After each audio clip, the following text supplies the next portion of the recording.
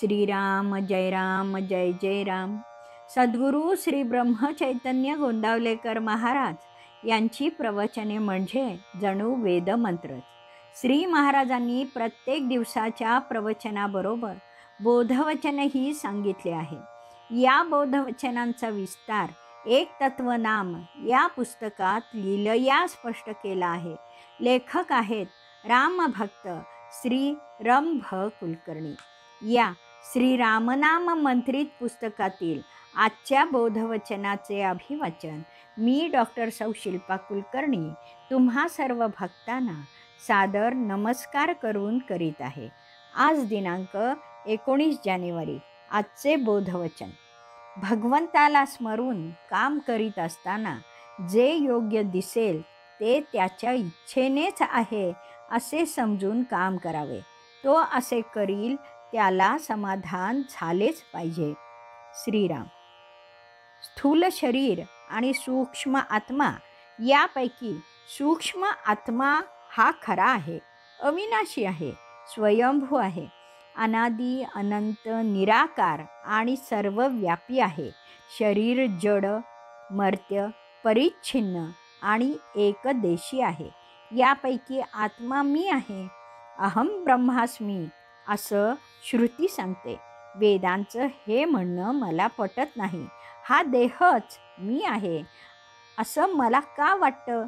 याचं कारण अज्ञानाने ज्ञानाला झाकून टाकले आहे. देहाने आत्म्याला झाकले आहे. देहाचं ज्ञान इंद्रियजन्य आहे. इंद्रियांना देह समजतो. चर्मचक्षूंना देह दिसतो. आत्मा दिसत नाही, म्हणून देहभाव निर्माण झाला. त्याने देवभाव झाकला गेला.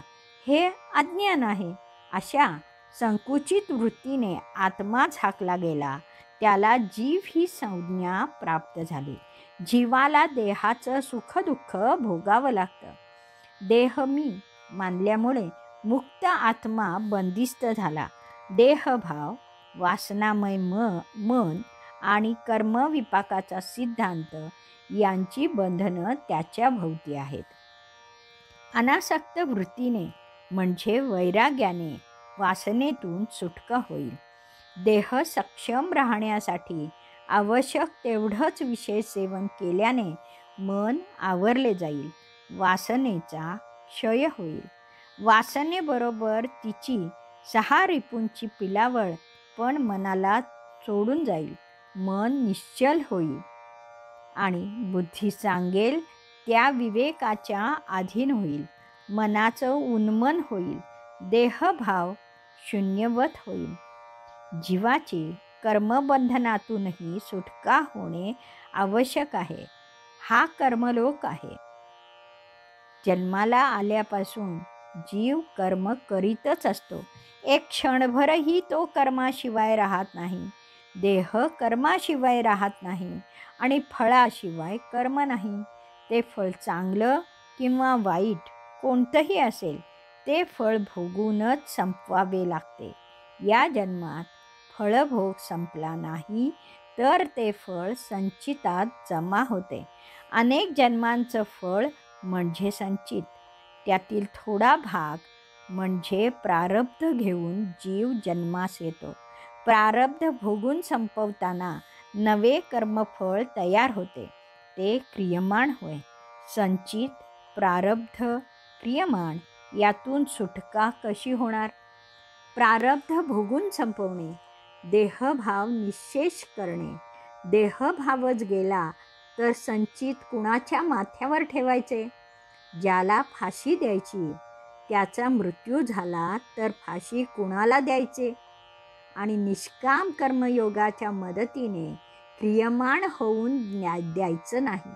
कर्म करत असताना कर्तृत्वाचा अहंकार ठेवायचा नाही आणि कर्मफळाची अभिलाषा ठेवायची नाही असं गीता सांगते. म्हणूनच महाराज सांगतात की भगवंताला स्मरून काम करावे. त्याच्या इच्छेनेच सर्व घडेल. असे केल्याने कर्मातील अहंकार जाईल आणि फलासक्तीही जाईल. कर्म केल्याचं समाधान नक्कीच मिळेल. कर्मबंध टाळण्यासाठी कर्म टाळता येत नाही. प्रकृती धर्मानुसार कर्म घडतच राहणार. बळजबरीने कर्म थांबवता येत नाही. कर्माशिवाय जीवन यात्रा चालवता येणार नाही. पण कर्म, अकर्म, विकर्म, सकाम कर्म इत्यादी कर्म प्रकार समजणं कठीण आहे. गहना कर्मणो गतिः म्हणून भगवंत करता आहे. त्याच्या इच्छेने जे घडेल ते माझ्या हिताचे असेल हे मानणे योग्य होईल. एका माणसाची गाडी चुकली, त्याला वाईट वाटले. त्याच गाडीला पुढे अपघात झाला, तो वाचला. कुणामुळे? आपल्या रोगाचं निदान डॉक्टर करतात, औषधं देतात, आपल्याला आरोग्य लाभते. आपल्या भवरोगाचं निदान संत करतात.